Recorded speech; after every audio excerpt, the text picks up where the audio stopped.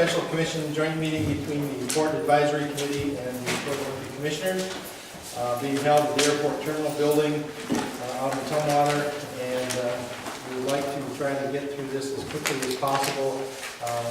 Commissioner Davis has another commitment, and about 8:30 we need to leave, so if we move along quickly, I'd appreciate it, and have a good discussion, and now I'm going to call the meeting to order.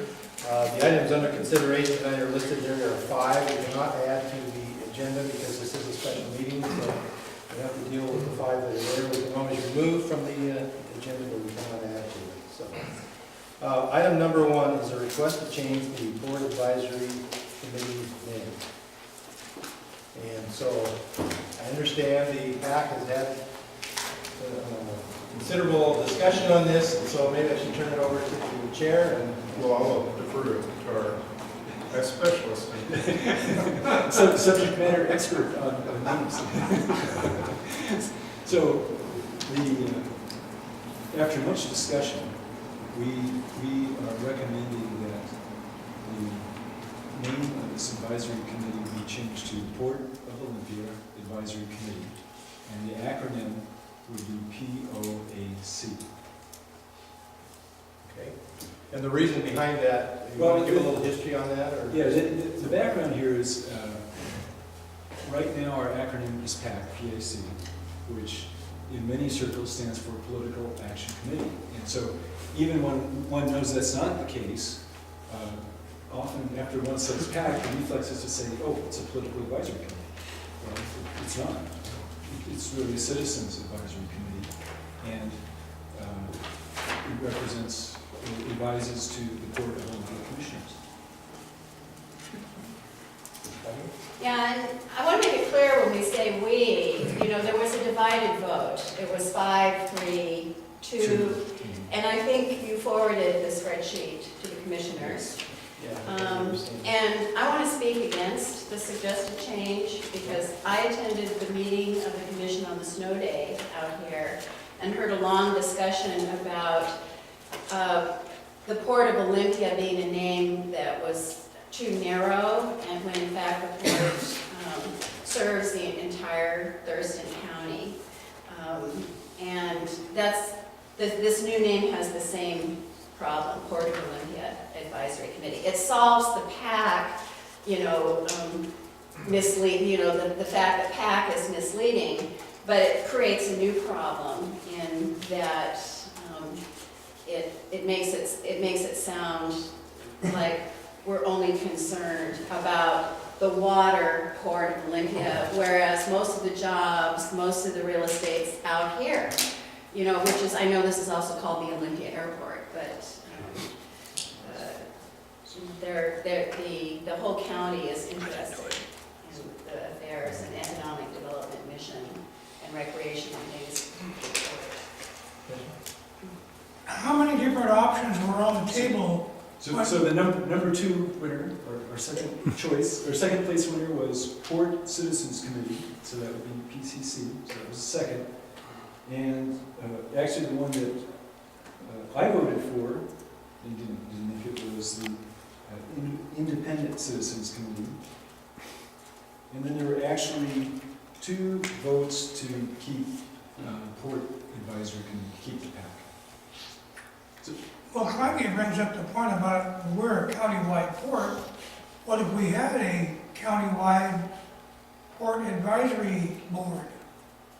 So that you wouldn't be a PAC, but you could be countywide. I mean, because it really is. I mean, that's our business, countywide. We operate here and there, depending on the issue or what's ever under consideration. Whether we're trying to help Yelm or help Grand Mound, or in terms of the Great Wolf issue before, and all these things are relevant, but they are countywide. And I mean, I'm just saying that the way we limit ourselves, let's be inclusive rather than exclusive. So there was one other candidate that sort of fits into that, and that was Commission Advisory Committee. And the debate around that one really reflected our concept that we're citizens And so they didn't have the citizen component.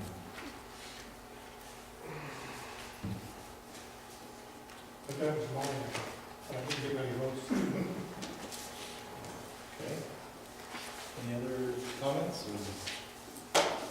commissioners, any feedback on that at this point?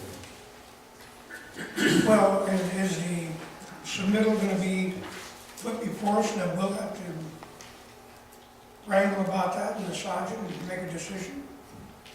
Well, it's currently on your agenda for this coming Monday, and so if there's not a conclusion here, we may want to just pull it. But it is on the agenda, As POAC. as POAC. Knowing the discussion that would happen tonight, we had to get it on the agenda. We can always make a change in the agenda and a change in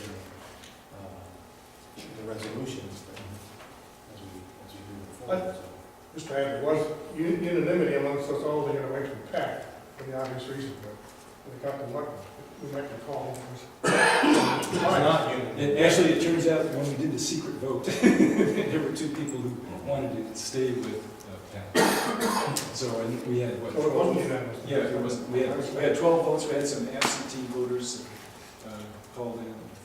So we were 2 for maintaining PAC and 10 for changing it to something else. And how many votes again for the POAC? 5 Out of 12. correct. But we held off ordering t-shirts at this point. So we're what? We held off ordering t-shirts. And caps. Yeah. Yeah.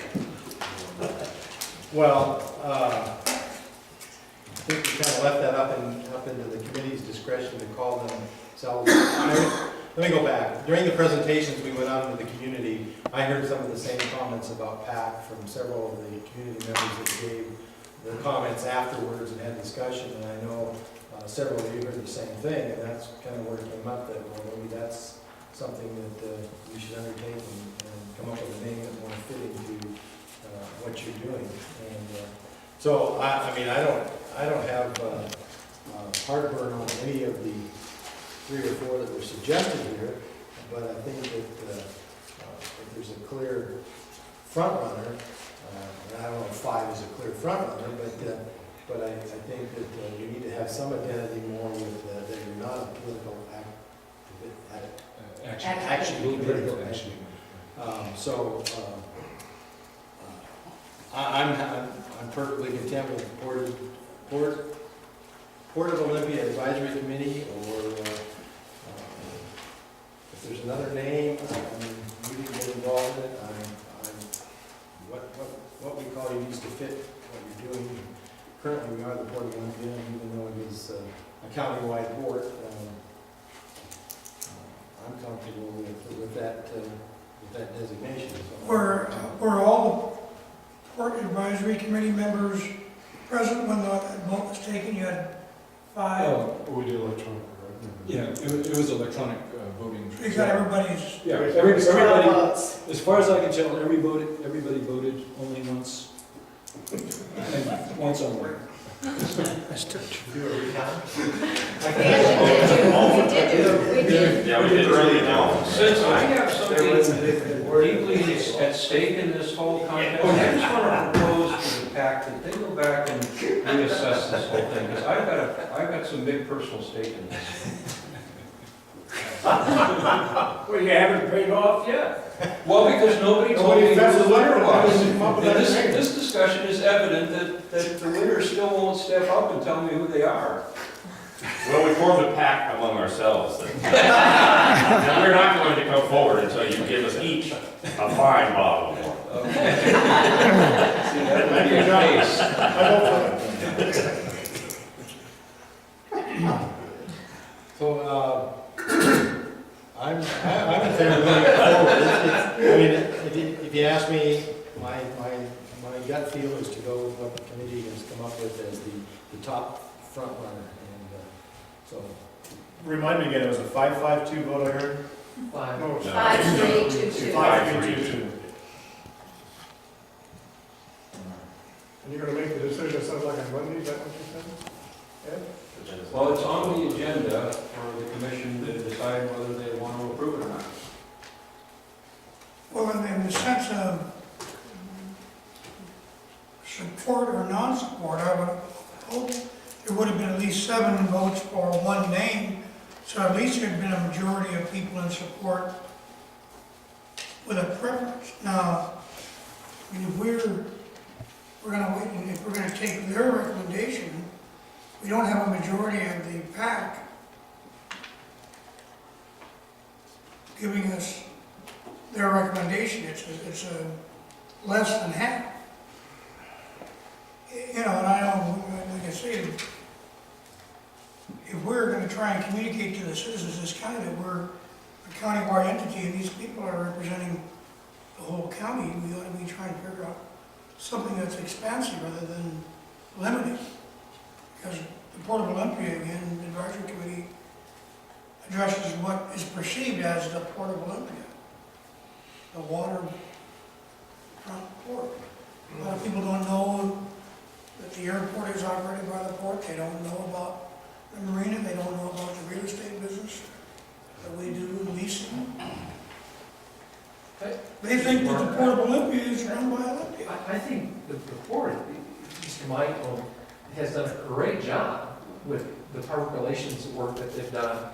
If I could make the example of, for instance, the wonderful job that the advertisements that have been in the local newspaper about, you know, it's a full-page gizmo that, you know, that talks about the scope and the mission and all the different things that the port are involved with. I don't know, Commissioner Barner, I kind of think that the general public would have a sense that the Port of Olympia, it represents the entirety of what you do. That's just my own. I think the port's worked real hard. You're a very informed individual, Steve. You're involved in a variety of public bodies and you're involved in the real estate business. I mean, I'm talking to people out here who don't have a clue who the port is or what we do. And I sometimes talk myself blue in the face trying to explain to them it's a public body, we're elected and we're working for everybody in the county. Really, I just thought they had the Olympia had a waterfront port. I mean, that's the kind of perception that Joe Sixpack and I run into. You know, people that they vote, but they're not necessarily informed on, or have a perception of what the reality of the political structure of their community. Okay. All due respect, I would suggest maybe we're trying to solve 2 problems at the same time. I mean, there is a perception, and I share it, the colleague expressed that maybe the port should change its name somehow to become the Port of Thurston County. But that isn't the case right now. And I think there was a greater majority of the PAC that wanted to get away from PAC. 2 people accepted it. So maybe the long-term solution is to do something about changing the port's name. I have no idea what the legal connotations of that are, but certainly if it were to be changed, then the Port Advisory Committee's name or whatever you adopted could be changed at the same time. There are a number of ports in the state of Washington that are named after their county. Yeah, I checked that one out. And I would be supportive of that, personally. No, but I don't know what that does to the advisory body. Well, but to follow up on Don's point, currently the name is Port of Olympia, this entity. So going with Port of Olympia Advisory Committee is still consistent with the new entity. Then as a second step or an additional step, is it possible to change that entity and what are all the legal ramifications and how would you do it? I think that would be a separate issue. And that's what Don, I think Don's making a very good point. And then whether or not that happens and you change the name of the advisory body. It would only take about 6 meetings for us to come up with the name. So, Oh, my God.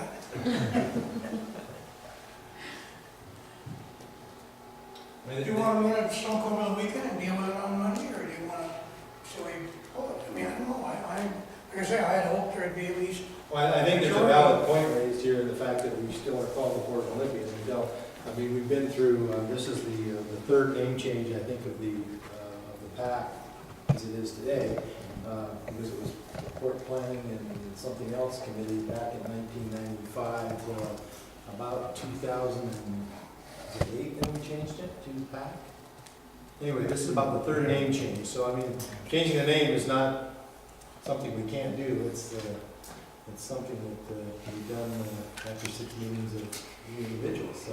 Yeah. But I think you're right, right now, that's two issues. One is Port of Olympia Advisory Committee, because it is the Port of Olympia at this point, and as we go to a different name, if that should happen, I know it's a process it has to go through, then we can change it to be more relevant to what the new name is. Well, I guess at the time, if the members of the board want to accept the recommendation, I'm willing to go along with it, because I hope they will address the name change of the port at some point in the future to Port of First County. Right, there is a process, an RCW process we have to go through, and I think Carolyn has brought that up before. I don't know if I can find it in my files, it was 2-3 years ago we had this discussion, I think. Yeah, Mr. Telford brought it up. even more recently than that, perhaps. But we can certainly provide that information. Yeah. So give you an idea of what needs to happen in order to accomplish that. There's a So, process. shall we discuss it on Monday and make a decision? Yes, it's on the agenda. So. And currently it is showing on the agenda as POAC, so but that could have always been changed, but we need to get that out and onto the agenda for discussion, so. Okay. Item number 2 is the status of the Commissioner's consideration of the public participation report. And does this have to do with our discussion of the 324? This has to do with advisory member Claudia Kuykendall asking you commissioners at your last meeting or meeting prior to that, what your views were on the report and so forth. So I'll start if that's okay. When you had asked us, Claudia, the commissioners at the meeting 2 meetings ago, Port Commission meeting, I was hesitant to respond to some of the issues there. Simply because I didn't have an overall background as far as some of the specifics of the 10 recommendations that you brought forth. And on top of that, you had the recommendations below that as they pertain to North Point. And I wanted to clarify my thoughts on that before that time, I guess is what I'm trying to say. All in all, I want to thank the PAC for the effort that they put into this document. I think it was a well-produced, well-thought-out article by which that we can move forward to make some decisions as far as how we're going to be being inclusive in issues as they come down the road, how we're going to bring the public in to discuss these matters. Even though it hasn't been 100% clearly defined, and the way my mind ticks is I'm always thinking of ways to break it. So if a scenario were to come in, how does that fall under the purview of the public participation process? And I'll give you an example here in just a minute. But moreover, I just wanted to say I understand and appreciate and am very respectful of the energy that's been put into this thing. So I am 98% behind all of the issues that you brought forth as far as the 10 items. I still have got some questions as far as them. Again, just trying to say what's going to be the best case scenario to, is issues fall on our lap and we try to decide what we're going to be doing realistically as it pertains to property. How do we placate everybody that's involved in that process? Inevitably, there's going to be people that are happy with the decision, there's going to be people that are not happy with the decision. So does that mean that the decision that the commission makes, whether it's this commission or some commission down the road, made the right decision? I think that's ultimately the objective that we're trying to come up with and dispel any issues of there not being a participation process. Having said that, I have the list here on my phone here. It's not like I'm texting or looking at something else, so if you allow me, I'm going to go through here. And I guess the first question that I have, and just to address this to the advisory committee, the number 3, and I'll just read it here, the board should consider adopting and adapting the IAP2 core values and spectrum. However, the board should not add an ombudsman to the port organization. The IAP2 core values, I guess I had a question regarding that. This is a standard by which some other organizations use as a foundation by which they can move forward. But I guess the ultimate question, for me at least, is how did you come to that parameter? I'll go first. It's a widely accepted, that it's, IAP2 stands for International Association of Public Participation. Right. And it's a widely referred to basis for public participation. And we included it, you know, in its, we summarized it in the front, but it's an appendix to the report. The reason for the adapting part is, now remember, it's an international association, and not everybody who subscribes to this may be representing democracy, like the United States is. And so there were some things in and we discussed this at length, you were there, Commissioner Varner, at our retreat, that seemed to be delegating to the public. You're right. There's no decision that any public body makes that 100% of the voters subscribe to. But they feel better if they feel they have been heard. They may be more understanding if they have a chance to participate, even if their views were not the final views of the elected body. And so the part of the spectrum that caused the most heartburn was the call to power. It says to place final decision making in the hands of the public. That we did not, there was widespread agreement in the PAC that was not appropriate for the Port of Olympia Commission. Correct. And that's why we said adapt it, you know, so that, you know, but we didn't tell you specifically how to do that, but I think it would be an easy thing to do. Well, you hit the nail on the head, Claudia. I mean, when I read that document, it's like I came to a stop when I hit that. And I said, now wait a minute. I mean, this absolves government in my mind, as we currently know it, if you fall under the purview of the IAP2 agreement. And that what's the point of having an administration to put forth decisions if all the final decisions are going to be made by the public in the first place? It goes to the nth degree of what a democracy is, I understand, but by the same token, why you have elected officials to make those decisions for the public to begin with. So if that's what you, and I think I'm hearing, I'm seeing some nodding of the heads, is that's what you're saying as far as the adoptive measures of the document, then yeah, I can sign off on that. But to say wholly that this is what we think that the port should be adopting as their public participation process, no, wait a minute here, I've got some heartburn. And I think to add credence to what Claudia said, in the chapter 2 of the public participation handbook that you guys know how to copy of, the author talks specifically about this. Why is it that most public agencies don't adopt the last one? And it's exactly what you said. You people are elected to make the decisions and guide this organization.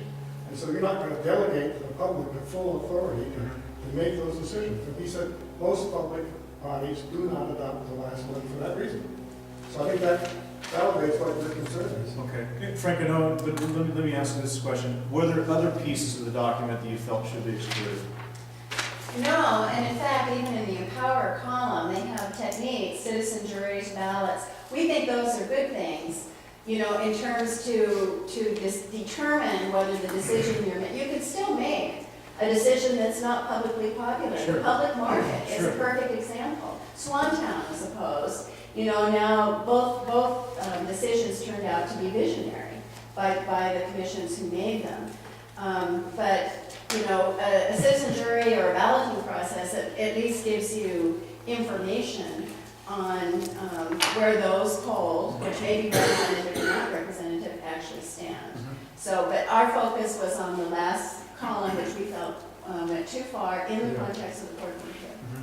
Frank, I didn't So, know. no, just to follow up on what Don said, the Creighton Handbook on Public Participation, which is now available in your library, pages 9 through 13, dive into some of this discussion. And again, publicly elected officials have been elected to make these decisions. So that last column is not relevant for a government entity. Yeah, and I think at the end of the day, it's the retribution, if I can use that term, that is called to question. So if a commissioner or council or any governing body makes a bad decision, and there's public participation that's been put forth, then let's take this example to the extreme, which I will do, if you'll allow me. So the public says that they absolutely do not want this, and the commission comes forth and says, we're going to do this. The retribution in my mind isn't one with pitchforks and lit torches. It's actually at the voter's ballot box, correct?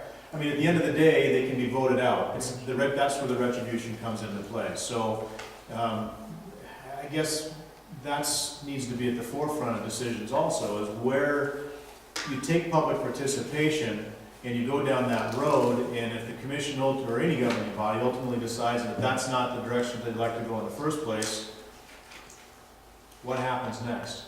And again, the answer is you're either voted out or you're not. So I think that A good example of that would be the Thurston County Courthouse. It was put forward on a ballot as an advisory to the citizens, and they recommended a joint city-county building on Plum Street, where City of Olympia has been historically located. And then, because of some legal issues, the county couldn't go to that location. They had to settle on the one that they had used in their original legal analysis, and ended up being obligated to choose the site at the top of Courthouse Hill. And that following fall, I had no real understanding of the implication of that decision, but it caused the incumbent commissioner to be removed. So the retribution was to throw the rascals out. I mean, that's what happened. And then to ensuing following commissioners, the same thing happened. So people didn't forget when they gave their advice and it wasn't followed, they got even. Yeah. Where I disagree with the 10 is number 7, which reads, the port should consider training some of its staff as meeting facilitators. This would save the expense of retaining outside expertise every time a facilitator was needed, and could use an in-house to expedite staff meetings. Oh, wait a minute, to expedite staff meetings. Am I reading this for the first time? Meetings held by staff that might involve public. Well, where I was going at with this is there's always going to be this perception of impartiality that the port does or does not have. And when you start bringing, in my opinion, when you start bringing an inside person, if you will, if that's a staff individual to mediate, facilitate a public event, I think that there could be, and probably would be, that perception that it's still going to be tainted, it's still going to be jaded, there's still going to be some sort of issues with, well, the port's running this show, it's not necessarily going to be 100% Fair. okay, fair, I don't use that word, but I want to maintain that impartiality.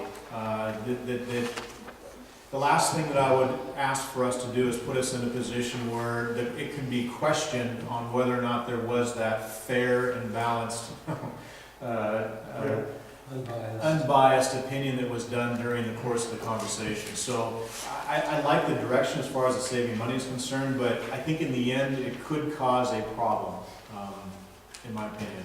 Right? Let me explain, could be used to in-house to expedite staff meetings.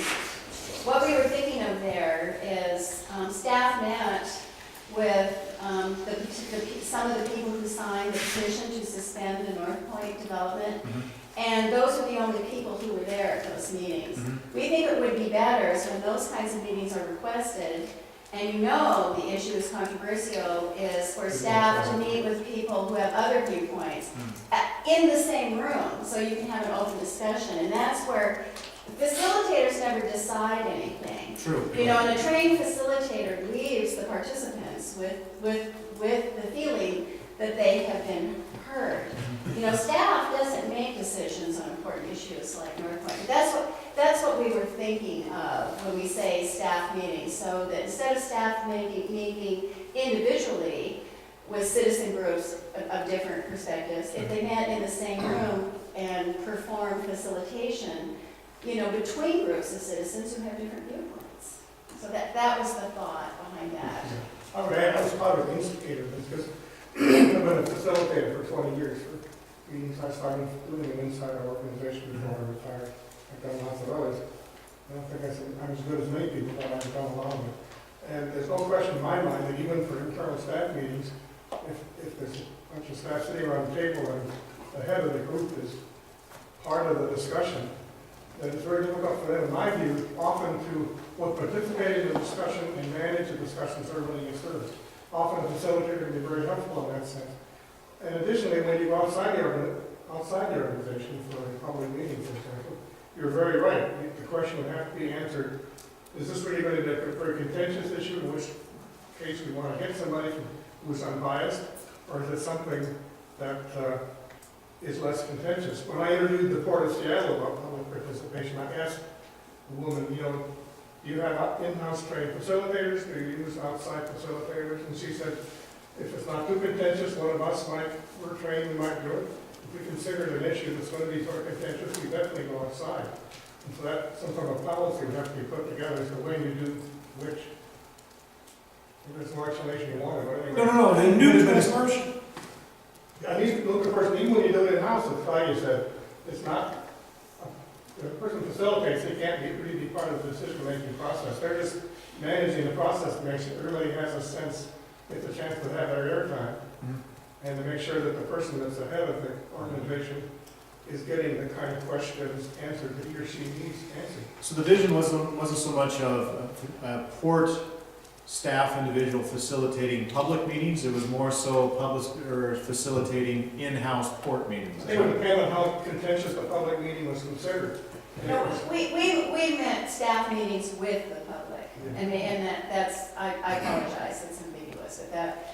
That's where we thought an in-house facilitation training could be helpful. All right.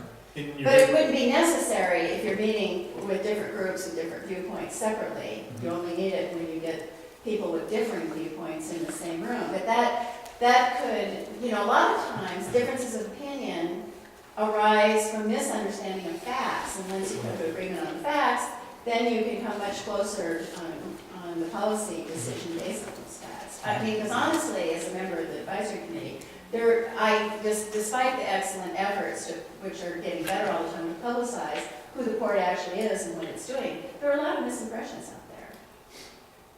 I hope not a lot, but there are some, yeah. But the last issue, and it's more of a comment than anything else, and had to do with number 8, and it had to do with, again, I'll read it. The port should consider measurement of participant satisfaction with the public process it uses. It could be as simple as an exit interview, a card handed out at a meeting, or a subsequent mail inquiry of participants in a particular process. When the shoreline master plan was going through the process through the Planning Commission of the City of Olympia, I was under the impression, I've heard several times from some of the city staff, that there was some matrix that they were using to quantify the input that they were receiving from the public. And I had questioned that because that's intriguing to me, and I didn't know if that was, if somebody speaks in favor of it, if that's measured as hypothetically 3 points, whereas somebody emails something in that's measured as 1 point. I kept thinking, what type of matrix would this be? But I really would like to explore that notion as far as how do you quantify or measure the impact of a voice. Does somebody speaking carry more than an email? I don't know. I think you see where I'm going here, is how you measure that, and you're kind of going down the road that I see here as far as simple as an exit interview or a card handed out at a meeting, but I guess in the past, in some decisions, not necessarily as a Port of Olympia, but I've seen issues like that being measured to where some information can get thrown out, or some that just, they weren't there, they weren't involved in the process. And I just want, as long as I'm here, I want to make sure that doesn't happen. But does anybody know how the City of Olympia did this SMP stuff, or did they hear anything about a matrix, or is that just volleyed from somebody? They didn't acknowledge any of our letters or contacts that we sent them. I mean, we didn't, maybe they never got them. I mean, they didn't- We hand delivered them. I know, but somebody maybe kept them, didn't pass them around. I mean, maybe they never saw them. Because they There was actually, there was no closing the loop and responding back saying. they didn't say thanks for your comment, I want to make it clear that measuring satisfaction with the process, it does not entail counting like a voice vote different from an email vote. But I did participate in some of the City of Olympia shoreline master planning exercises, and they had an outside facilitator named Jason Robinson, who actually has electronic devices, and he posed questions which I thought were quite good, because they caught, because everybody wants everything, but then when you ask the questions about, are you willing to do this to pay for it? We were voting anonymously, and the results were being thrown up on the screen instantaneously, and that's where you started seeing the dichotomy of, we want everything, but only 25% of us are willing to pay extra to get it. Which was very educational for the members of the public there. And I felt that people walked away from that meeting being much more realistic about some of the shoreline master plan changes that were being proposed, and the actual cost consequences. So that's where, we're not talking about measuring. I mean, every voter has one vote, and many voters do not participate in public processes. But whether you do or not, when it comes to the ultimate accountability of the ballot box, those who don't vote, they're not counted. But you don't have to participate in some of the things we've suggested to be able to vote. But I think it helps you know what processes are working or not if you simply ask.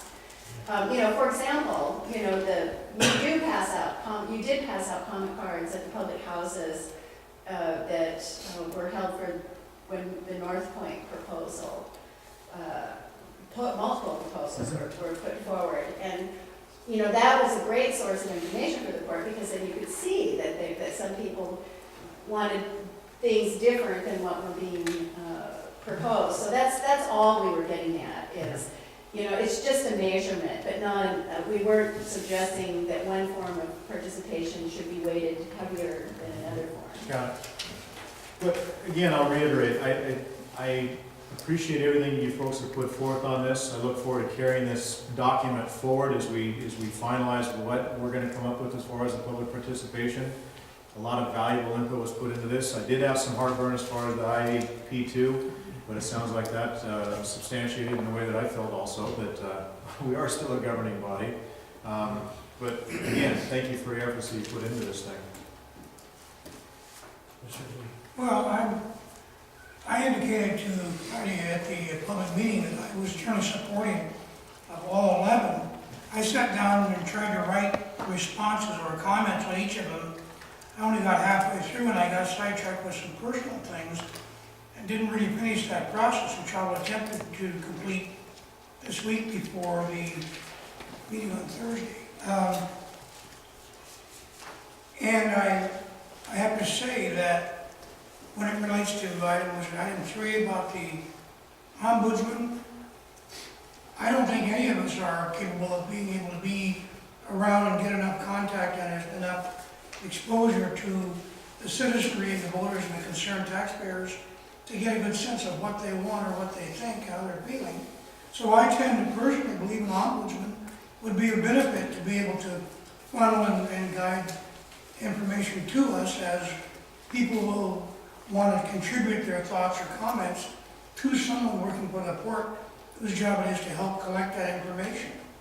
So having said that, when I look at item 11 on the North Point, as I recall, it seemed to me that of all the meetings that were held, comments were something like roughly, 58 or 80, 60 or something like, read the number now, escapes my mind, opposed to the North Point being developed, to about 12 or so that were in favor of it. So, the comments were incredibly great variance. And personally, I have to express my preference. I would like to see North Point kept undeveloped until we have a clearer sense of how we're going to make those kinds of significant decisions on what I think is the most valuable piece of publicly owned property in Thurston County. You know, and everybody has a different view of that. So, you know, when I read number 11, holding the public hearing, it would be as successful as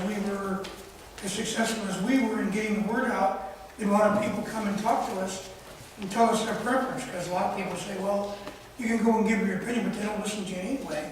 Because I've heard that said numerous times. So, I was personally unhappy with Ms. Quickstead's presentation, throwing those large numbers around that were put on the table almost as if we were being threatened. I would prefer to do nothing at North Point than to see us spend the kind of money she was talking about in her presentations at the staff study session. So, you know, maybe a county-wide survey would be relevant, because there's a lot of people who may have moved from Olympia to other parts of the county who don't get to go to North Point as often as they may have when they lived in town. And maybe they would be interested in preserving it for future generations. I don't know. I can't speak for them, but, you know, I mean, I've got 5 out of the 11 written down, but I don't have the remainder, and I'll get those put together between now and Thursday to have, I guess, to distribute, or we can exchange or something. Okay. Well, as I reported on Monday meeting, when you asked that question of all three of us, I told you I was supportive of it, and I still am. And I think that, as Commissioner Davis has said, there are some things in there. But having read the book before and then relating it back to the recommendations that were presented, I had the benefit of understanding what the book was saying in relation to what you were trying to get into the report, and I think I had a good grasp of that. And I think that most of what's showing here is something that's probably very easily attainable. And the reason I brought it up at the last Thursday meeting was to talk about a public participation plan. And hopefully tomorrow, as we have a further discussion on that, we can move that along.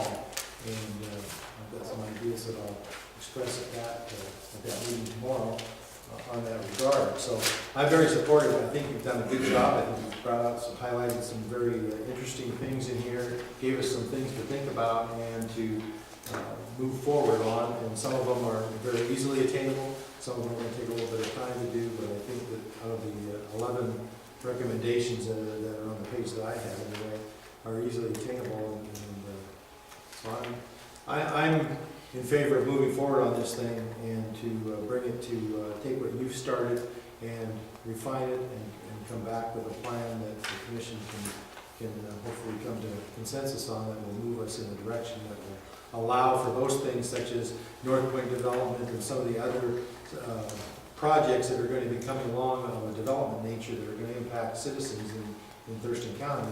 We'll have the ability to have input into those things at the appropriate time and feel it. There's still going to be those that are going to say we weren't heard. But I think if you do it right, and do it correctly, and receive all of that input, then people have had the opportunity to participate and the opportunity to give their comments. Then I think they have been heard. And as Commissioner Davis pointed out, the ultimate responsibility for the decision lies with the elected officials.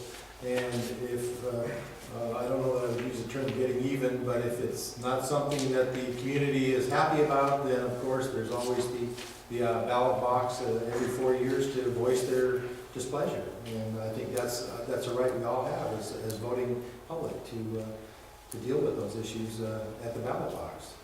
Yes? I want to ask the commission to be careful about facts.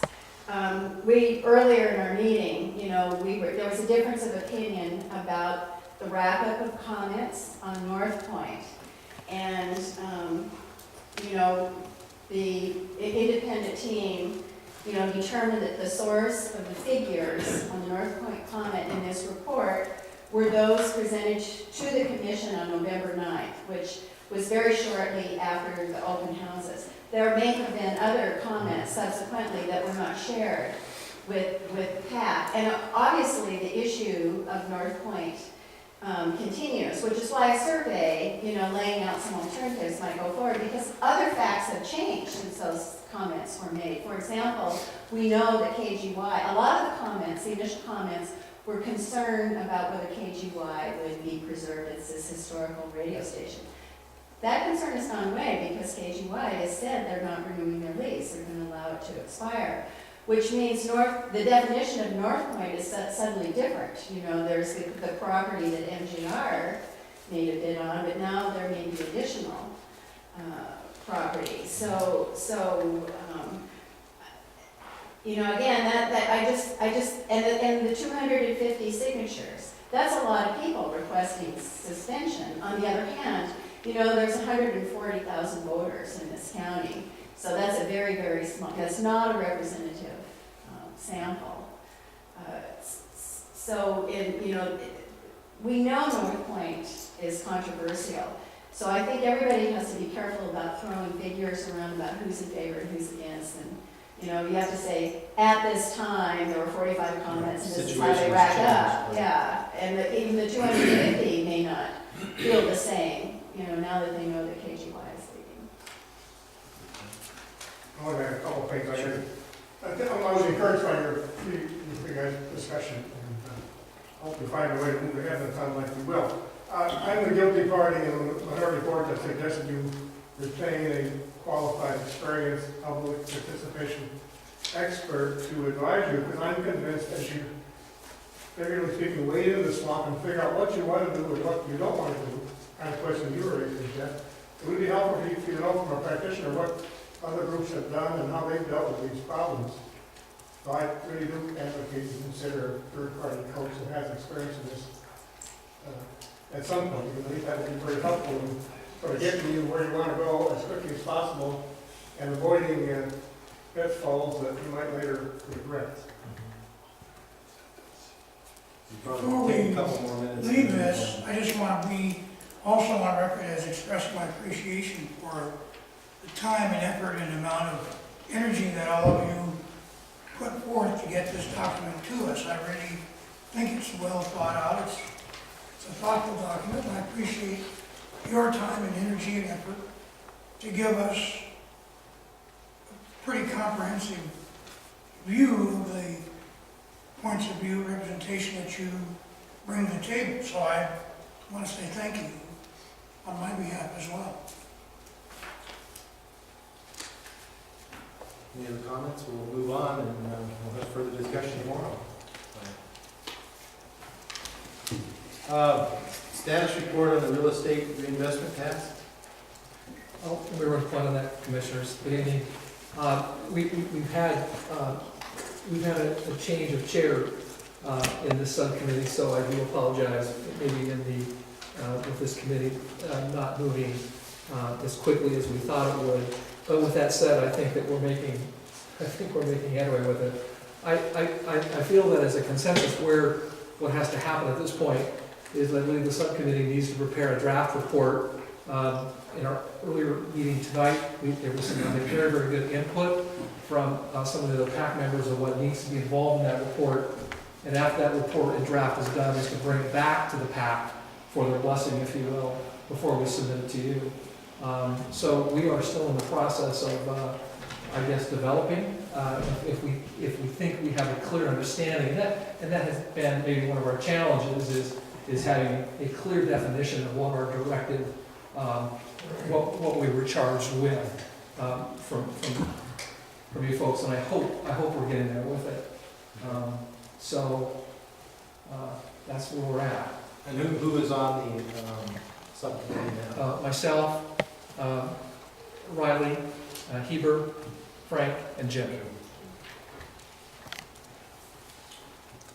You say changed, you had a couple of people that, Lisa has left. She was our chair, she was our chairperson. She's left our group, so I got moved to that position.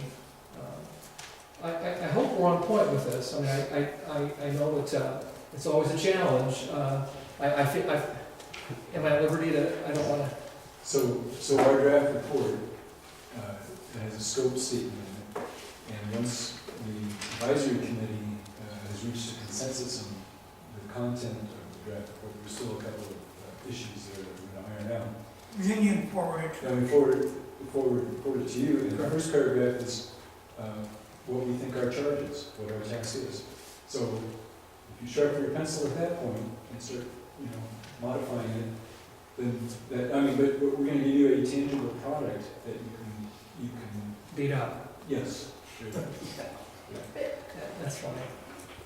I think it's very clear in our staff, in our group here, that we're not so sure we know what we want. And I think we need some guidance from you as what do you think, and how do you think you want us to carry forward on this prospect, the real estate reinvestment tax. Taps, don't use the What- word tax. What, Talk about getting even. what is the task that you want us to do? And there's not, I don't think it was really quite clear. Now, I might be off on that, but I think that's it. And we just need to make sure that we have a clear understanding of what the commissioners would like us to do in relationship to a number of things. Do you want us to go out and find real estate opportunities? Or do you have criteria that we should have in our program so that we can have a better understanding? And criteria, I think